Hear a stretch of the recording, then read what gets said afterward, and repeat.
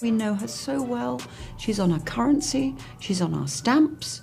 You know, we know her like, she's the one person who's been in my life the longest. No member of the royal family will speak publicly about this. Helen Mirren won an Oscar for her portrayal of Her Majesty, dealing with the death of Princess Diana in 2006 as the Queen.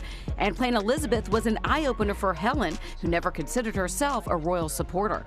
Yes, I respect her enormously now, enormously.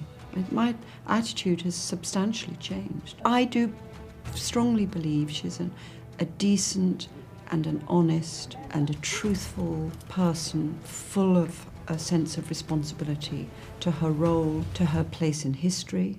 We do things in this country quietly, with dignity. Helen had played royalty before, but this time around there were no elaborate costumes for the very practical Queen Elizabeth II. And seeing those sensible shoes and those tweed skirts, you know. But then, of course, I got to love it because of the complete lack of vanity. And that, to me, is one of the most extraordinary things about the Queen. My name is Elizabeth. And long live Queen Elizabeth.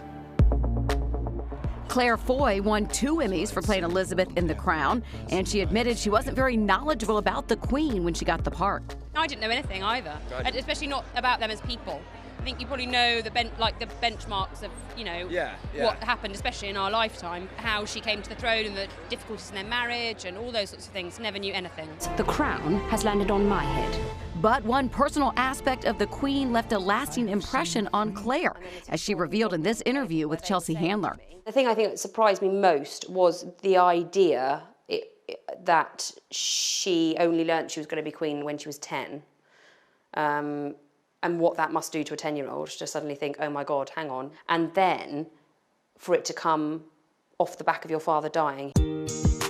As the principal character's age on The Crown, roles are recast, so Olivia Colman took over for Claire. Graham Norton discovered how impactful Claire's portrayal was on Olivia.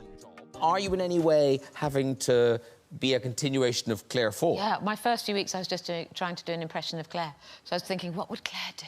We have all made sacrifices and suppressed who we are. It is not a choice. It is a duty. And like Claire, Olivia won an Emmy for playing the Queen. Her 2021 acceptance speech was deeply personal. I'm going to be very quick because I'm very teary. I wish my dad was here to see this. So, I lost my daddy during COVID and he would have loved all of this.